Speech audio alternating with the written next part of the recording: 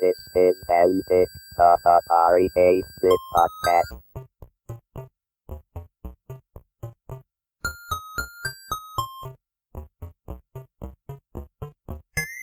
The reviewer was playing, and pretty soon he turned around as a crowd of people sitting, standing behind him, looking over his shoulder, trying to play. So that's what I said. Hey, that might have some potential. This is Antic, the Atari 8-bit podcast. I'm Kevin Savitz.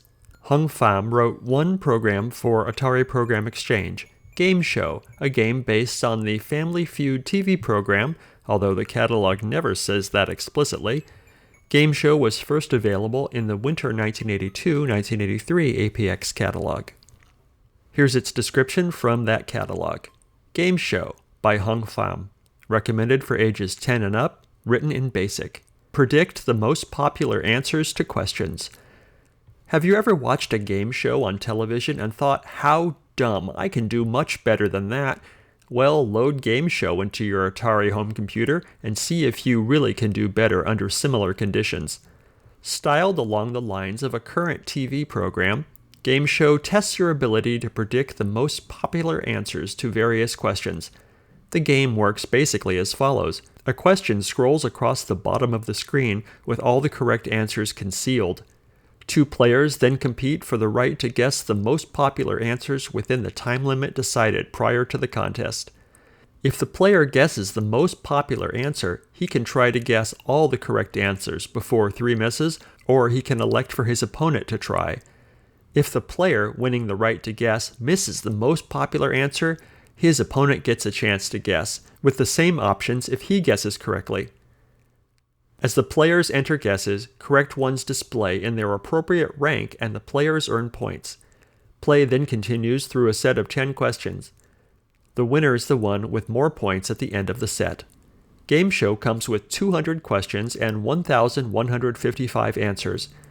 When you start recognizing the questions, you can create a separate data diskette with your own set of questions and answers to Game Show and print them to continue to challenge your family and friends. Try it. Maybe you'll sympathize more in the future with a contestant whose mind goes blank when the pressure is on. The author invites questions and comments by telephone. Review comments. The program is fun for group play. The graphics aren't great, but they're functional. Too bad the computer won't kiss all the contestants. The user manual is good. Requires Atari Basic Language cartridge, 2 Atari joystick controllers. Optional, Atari printer or equivalent printer. Ordering information. It was available on diskette only, which required 24K of RAM. It cost $15.95 and was APX catalog number 20168. This interview took place on June 10th, 2016. I came over to the U.S. in 1975 from Vietnam. Mm-hmm. And in 1976, I was taking computer programming class at what we call here a VOTEC school, which is vocational and technical school. I took programming from 76 to 77, and got a computer operator job. And then in 79, I got a COBOL programmer job. So I started working as an application programmer. Where were you working? For Blue Cross Blue Shield of Kansas and Topeka. Mm-hmm. COBOL, that's some serious... Well, in school they taught us COBOL and Fortran and RPG and assembly, but COBOL is a business language, so that's what we were using. So being a programmer, I like to program, and when the Atari came out, there's a chance to get your own personal computer and do whatever you want with it instead of having to compete for time at work. So I was looking for a personal computer, but at the time the Apple II came out, but it was just too expensive. And the Atari is more game oriented, so I chose to buy the Atari 800. I look at the Atari 400 as well, but it could be expanded. Right. So yeah, about the Atari 800. It was around $1,000.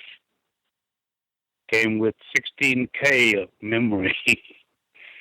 And I spent another $150 or something to buy a third-party 32K module to make it 48.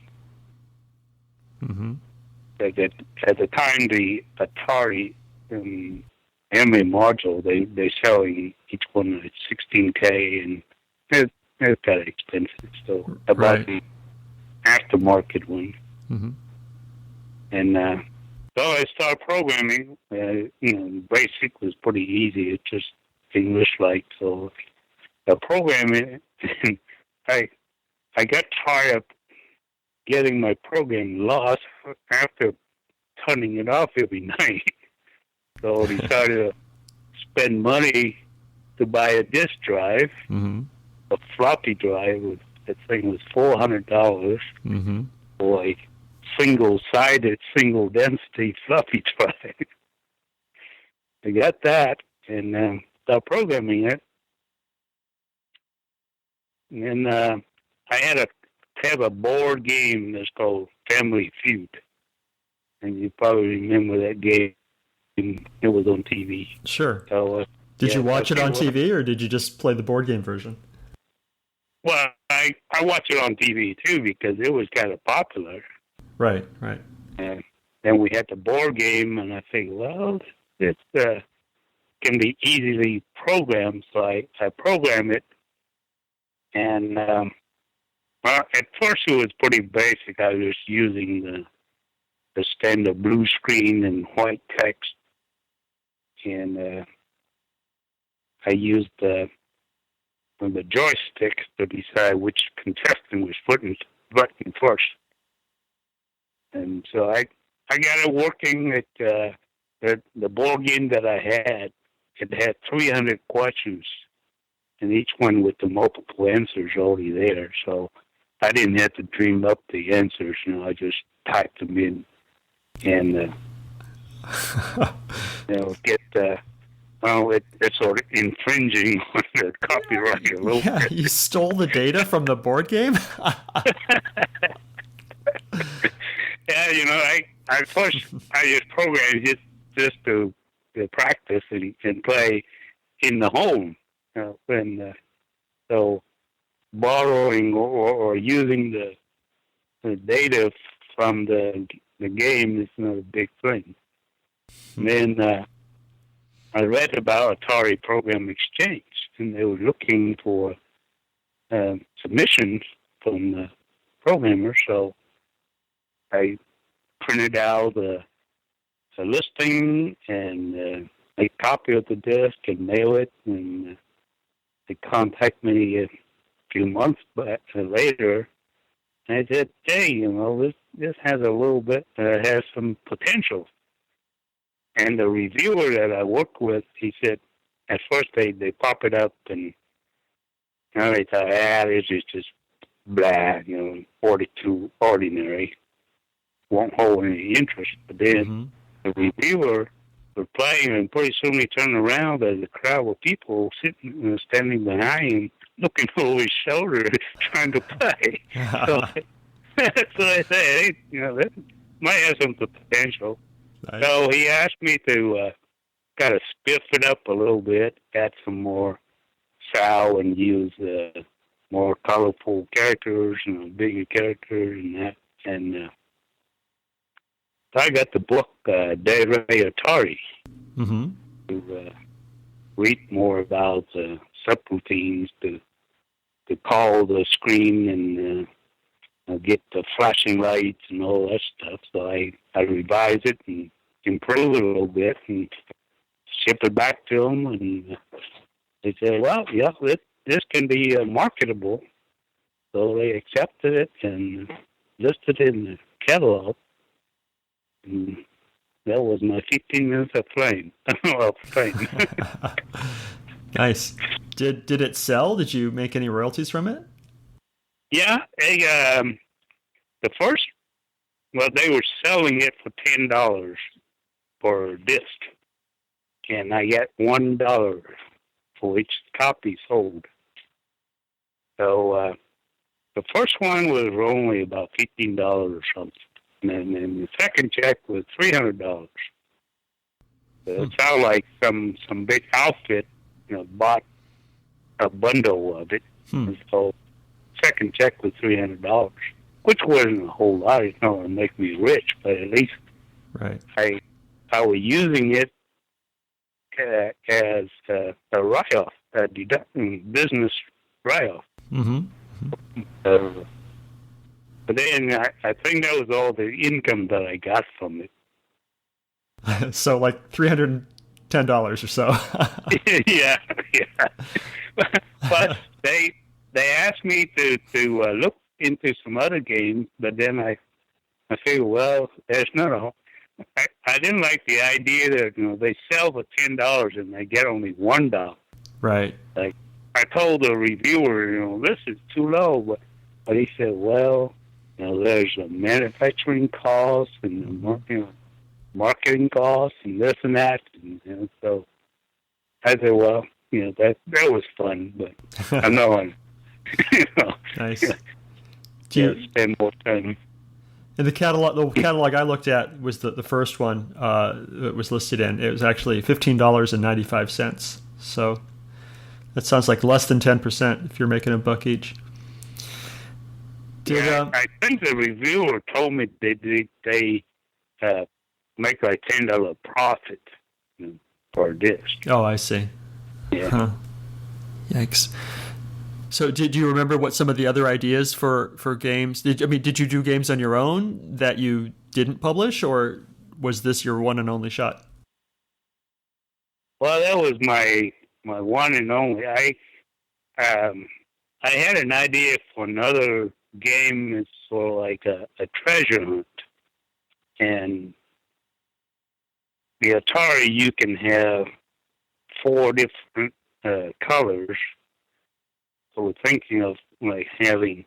I was doing some scuba diving at the time. So I figured, well, let's have this game that has 4 divers of different colors trying to dive down to this treasure chest at the bottom of a sunken ship or something and trying to retrieve goodies from it. And the divers would be hunted by sharks. Those got to swing across, and if the shark touched them, then they'll die. And so that was the idea, the concept of the game, but with the limitation of the Atari 800, that was pretty tough to make it work.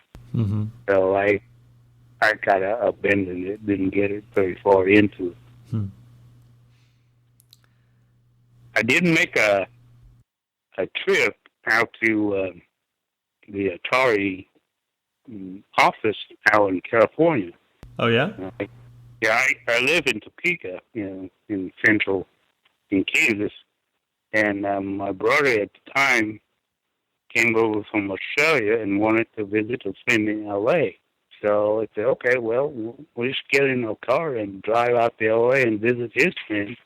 And when we were out there, I called up the reviewer, and I said, well, I'm down in L.A. How do I get to San Francisco or Silicon Valley? He said, well,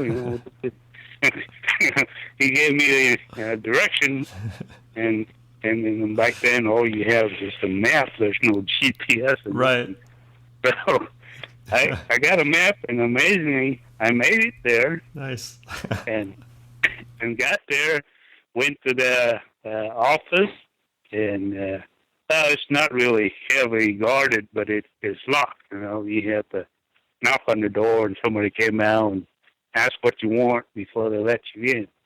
So I went in and talked to the reviewers, and they showed me the workstations, and that's when I saw they were using the 800 XL, which not very publicized yet. But he said, well, the reviewers sort of like beta testers using it.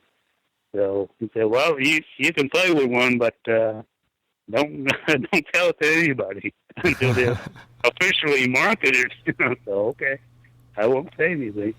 Nice. Yeah, so they showed me the assembly line, and they had a bunch of disc duplicator. That's how they make the master disc, and how they produce the copies and assemble them in boxes and sell them, and they gave me a complimentary copy of my game. Wow. Yeah, That's cool. that was a fun trip. Yeah, that's a fun Neat. trip. It's amazing. It must have been amazing to see the assembly line and the duplication machines and everything. I mean, Yeah, it's not a real big one, but it's just like a warehouse. Maybe they had 10 or 15 workers, and these duplicated was just churning out the floppy disk, not like we had copied them track at a time. This Right. was just just stamp out or record it, the whole disk at a time. neat. It was interesting. Do you still have a copy of it? Because no one has managed to find the scan the manual yet. We're looking for a scan of the manual. I still have it. It's out of my hangar somewhere. I retired a couple of years ago, and everything that was in my office was stored in my hangar. And I still have a copy of it, original box and the user's manual and everything in it. Oh, neat. Awesome. Well, when you see it, if you could grab it and either scan it or lend it to me so I can scan it, because we'd like to have the manual in the archive. Yeah. Okay. I'll take a look. I think the manual. I think it was just printed on impact printer or something, dot matrix printers. And, Oh yeah, some of them aren't Yeah. aren't pretty for sure, but yeah. And then they just put a printed cover on the manual and just staple it. right. But I'll take a look at it. Thanks. I'll look for it and send you some pictures of it and see if Thanks. it's visible to copy. Did you ever get any feedback from users of your program? No, I don't think anybody ever contacted me. I mean, because I think your address and phone number was in there, so it's just Yeah, people it's might it's in the manual. It's been so long ago, I don't remember Sure. anybody contacted me. But when I was out at the Atari office, I went to a local computer store that was selling games and things, and I had that copy of my game with me, so I popped it into one of the demo machines and was playing it, and customers hang around and play with it. They seem to like it. And I didn't tell them it was my game. I just pop in there and play it and see what the reaction was, and people seem to be interested. It's not a real hot game like some of the other games, but right. They're kind of interesting. I thought it was interesting in the manual that they very carefully never said the words "Family Feud" in the manual. Do you remember? Yeah, I asked the reviewer. I said, "Well, what if we call it, Family Feud?" He said, "Well, do you want the big company to come and hit you on the head for violating their copyright, and you want to split the profit with them? So let's call it something else." So I thought about it. I said, well, it's a game show, and it's 8 characters. Most everything in computer was 8 characters. So Right. game show fits it right. So let's call it game show. Nice. That's about my my short encounter with planes. So it didn't last long. It was good, but Sounds like you had fun with it. yeah, I had fun with it. And another friend of mine, he's about my age, and he was also a computer guru, and he's also an application programmer. But he got into it a lot more than I do. He did a lot of programming in assembly, and he and I got together and figured out how to dump the screen. We were trying to get a screenshot to put in the manual, and so we figured out how to do screen dump and send it out to the Epson dot matrix printer to do a screen print. We had some trouble with it because you had to dump the hex character out of the printer, and some of the hex combinations just happened to be carriage control, and so when that hit, it would just make the printer go crazy and start spitting out paper and roll it like crazy. We had to turn it off to stop it and figure out what character was triggering it, because it's not all listed in the Essence manual. So we got to look through the dump and see, well, at what point does the paper start ejecting and suppress it? So that was one of the experiences we remember. Nice. Do you still have your Atari computer?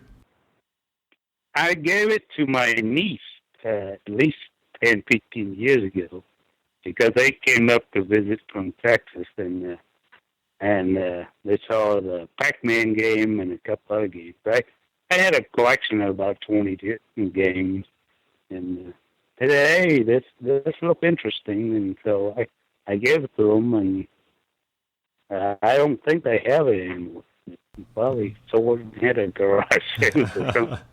Yeah. One time I tried to ask them and see if they still have it so I can have it back, because now they're all grown up, and they say, no, we don't remember what we did with it. That's too bad. Yeah. So what do you do today? Well, I have a little plane. I have a two-seat plane, so on a nice day, you're still flying around. The 152 or what? What are you flying? Yeah, the 152. 152. Yeah. Do you fly? No, not anymore. I got a pilot's license several years ago, and it was expensive, and I got my ticket. I'm just like, okay, I made that journey, and then I stopped.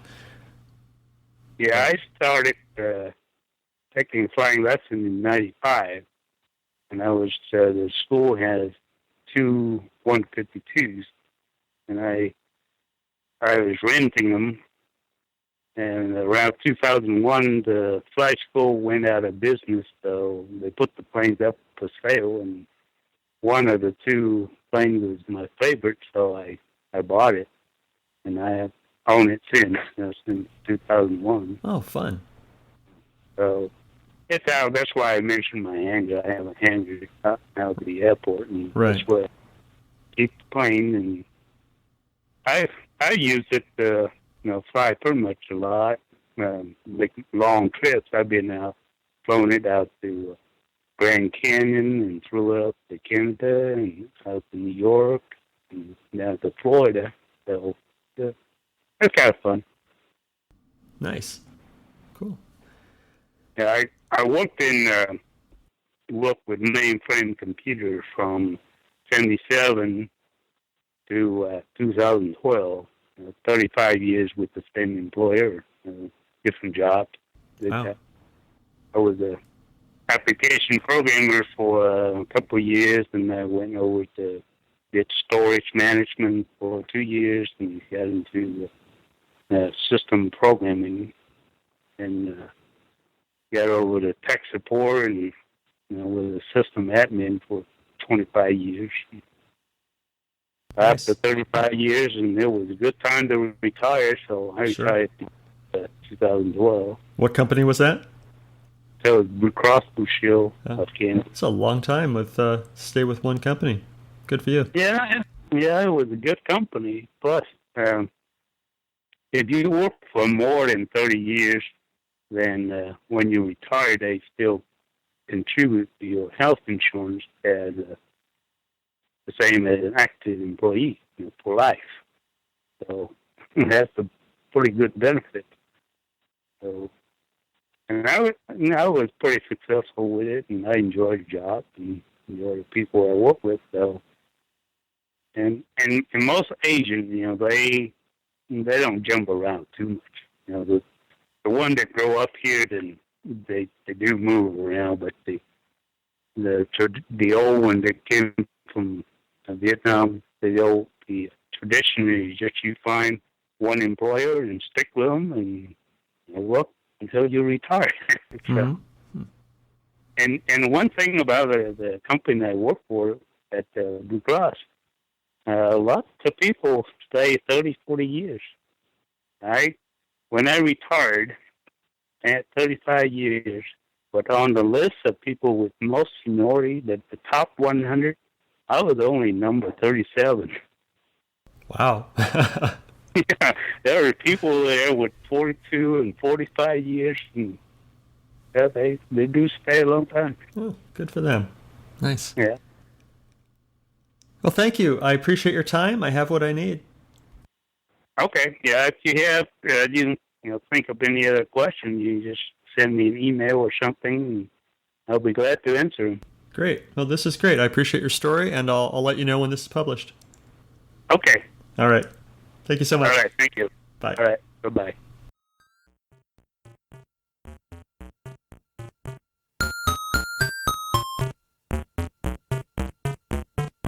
If you enjoyed these interviews and would like to contribute something, I encourage you instead to donate to one of our favorite organizations, the Internet Archive, at archive.org. The Internet Archive is a nonprofit digital library with the stated mission of universal access to all knowledge. They've done incredible things to preserve computer history, including hosting thousands of programs in an in-browser Atari emulator, creating the Wayback Machine, and offering full-page scans of countless Atari computer books and magazines. Make your tax-deductible contribution at archive.org/donate.